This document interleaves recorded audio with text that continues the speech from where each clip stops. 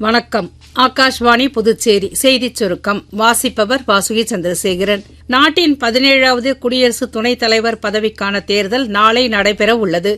மக்களவை மற்றும் மாநிலங்களவை உறுப்பினர்கள் வாக்களிக்கும் இந்த தேர்தலில் ஆளும் தேசிய ஜனநாயக கூட்டணி வேட்பாளர் திரு சி.பி. ராதாகிருஷ்ணனும் எதிர்க்கட்சியான இண்டி கூட்டணி வேட்பாளர் திரு பி. சுதர்சன் ரெட்டியும் போட்டியிடுகின்றனர். புதுடெல்லியில் நடைபெற்ற பிஜேபி எம்பிக்கள் பயிலரங்கின் போது பிஜேபி நாடாளுமன்ற குழு அடுத்த தலைமுறை ஜிஎஸ்டி சீர்திருத்தங்கள் குறித்த தீர்மானத்தை ஒருமனதாக ஏற்றுக்கொண்டது.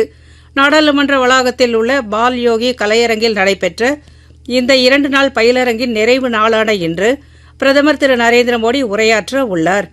மேலும் இந்த பயிலரங்கின் போது பிஜேபி எம்பிக்களுக்கு நாளை நடைபெறவுள்ள துணை குடியரசுத் தலைவர் தேர்தலுக்கான வாக்களிக்கும் நடைமுறைகள் குறித்த அடிப்படை பயிற்சியும் வழங்கப்படுகிறது.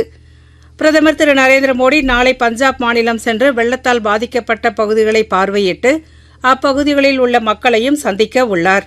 இதுவரை சுமார் 2000 கிராமங்களும் 3.87 லட்சத்திற்கும் அதிகமான மக்களும் வெள்ளத்தால் பாதிக்கப்பட்டுள்ளனர் என்று தகவல்கள் தெரிவிக்கின்றன. மீட்பு மற்றும் நிவாரண நடவடிக்கைகள் தீவிரப்படுத்தப்பட்டுள்ளன.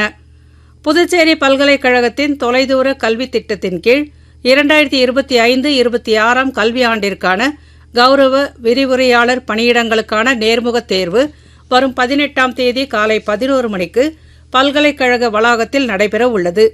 தேர்வர்கள் தங்களது சுய விவரத்தை director.ddE@pondiuni.ac.in என்ற மின்னஞ்சல் மூலம் பதிவேற்றம் செய்து சமர்ப்பிக்க வேண்டும் என்று புதுச்சேரி பல்கலைக்கழக தொலைதூர கல்வி திட்ட இயக்குநர் திரு நடராஜன் தெரிவித்துள்ளார்.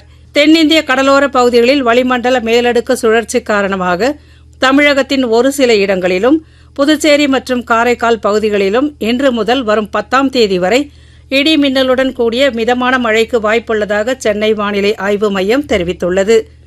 உலக சாம்பியன்ஷிப் குத்துச்சண்டை போட்டியில் இந்தியாவின் லக்ஷயா சாகர் ஆடவருக்கான 80 கிலோ எடைப்பிரிவின் முதல் சுற்றில் ஜோர்டானின் ஹுசைன் இயாஷியை வீழ்த்தி காலிறுதிக்கு முந்தைய சுற்றுக்கு முன்னேறியுள்ளார்.